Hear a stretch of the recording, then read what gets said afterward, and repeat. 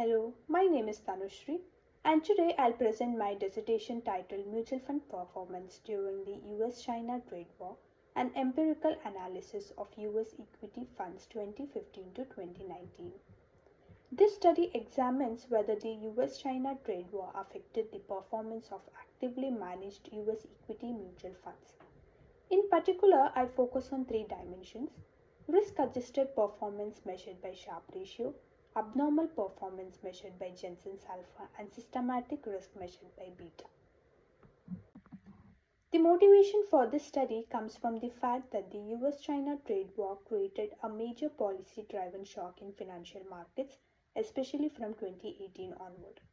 Unlike ordinary market volatility, this was a form of uncertainty driven by tariff announcements, trade negotiations, and policy retaliations, which made investors reassess future earnings and market risk.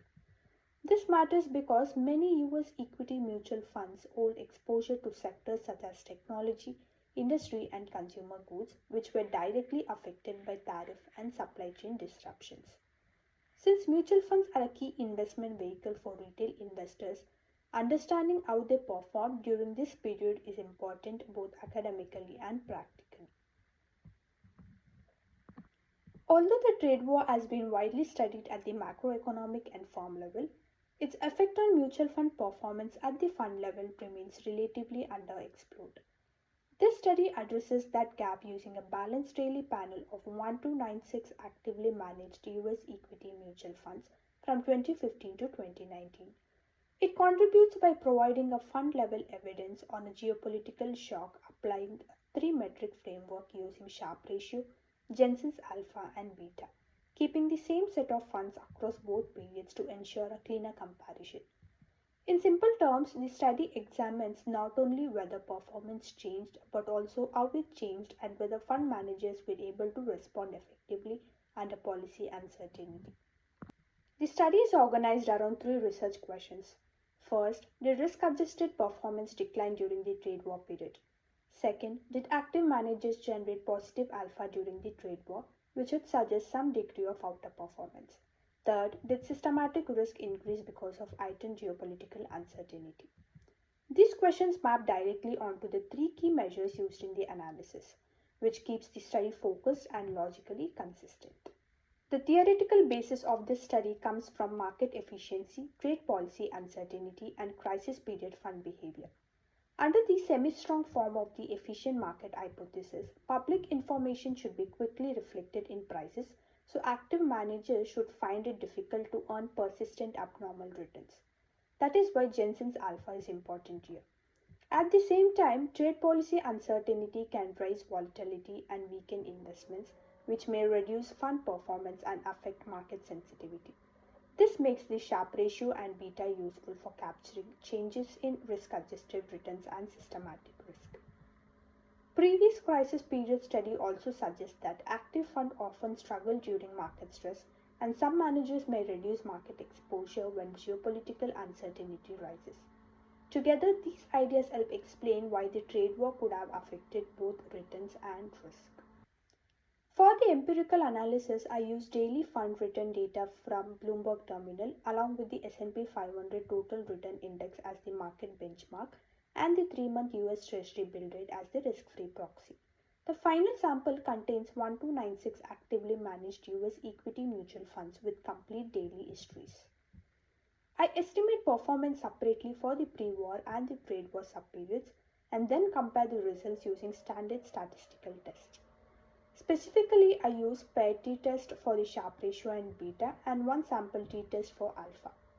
This design allows me to determine whether the trade war was associated with meaningful changes in fund performance rather than just random variations. The first result concerns the Sharpe ratio. The average Sharpe ratio fell from 0.248 in the pre-war period to 0.059 during the trade war, which indicates a clear decline in risk-adjusted performance. The paired t-test is statistically significant, so H1 is supported. Economically, this suggests that funds were no longer earning sufficient returns to compensate investors for the additional risk during the trade war period. In other words, even if returns existed, they were not strong enough relative to risk. The effect was also uneven across funds, which suggests that some portfolios were more exposed to tariff sensitive sectors than others. The second result concerns Jensen's alpha. Here, the evidence shows that average alpha was significantly negative during the trade war period, and the one sample t test strongly supports that result. This means that on average, active managers did not generate abnormal returns after controlling for market exposure. This finding is important because it is consistent with the semi-strong form of the efficient market hypothesis. In practical terms, it suggests that publicly available trade policy information was already reflected in prices, so fund managers were unable to consistently turn uncertainty into outperformance. Only a very small share of funds showed positive alpha, and none of those were statistically significant, which strengthens the conclusion. The third result relates to beta.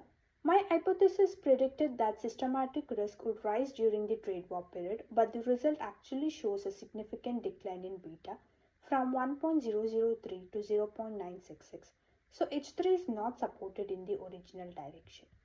This is interesting because it suggests that fund managers may have reduced market exposure in response to uncertainty, rather than simply becoming more exposed to the market. So, although beta fell, this defensive positioning did not translate into better risk adjusted performance or positive alpha. That is an important point because it shows that lower market exposure alone was not enough to offset the broader impact of the trade war. I also tested whether the main results were driven by fund size. The robustness check shows that the overall findings hold for both large and small funds, which means the headline results are not being caused by just one segment of the sample. The decline in Sharpe ratio is stronger for large funds, while the negative alpha result is broad based across both groups. Beta also fell in both large and small funds, which again suggests that the trade war effect was widespread rather than isolated. This strengthens the reliability of the main analysis. Overall, the robustness analysis confirmed that the main findings are consistent across fund sizes, and the hypothesis summary shows that H1 and H2 are supported while H3 is rejected in its original direction, which strengthens the reliability of the main analysis. Taken together, the results give a coherent picture. The trade war was associated with weaker risk-adjusted returns, negative abnormal performance, and a modest decline in systematic risk.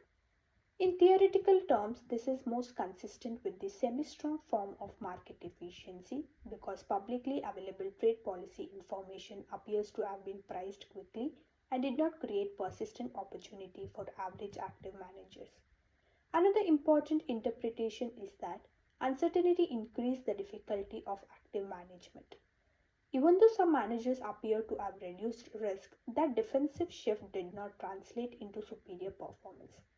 So the main story is not simply that managers became safer, it is that they were still unable to produce better results for investors under sustained trade uncertainty. There are also some limitations to acknowledge. First, the trade war period overlaps with other market events, including late 2018 market weakness and Federal Reserve actions. So, tariff cannot be isolated as the only cause. Second, survivorship bias may exist because funds that closed or merged are excluded from the final sample. Third, while the decline in beta is clear, the exact mechanism behind that decline cannot be identified from this design alone. To conclude, this dissertation shows that the US-China trade war had a meaningful negative effect on actively managed US equity mutual funds. Risk-adjusted performance weakened, alpha became significantly negative, and beta declined rather than rose. Overall, the evidence suggests that active managers were not able to deliver superior outcomes during this period of sustained policy uncertainty. Thank you.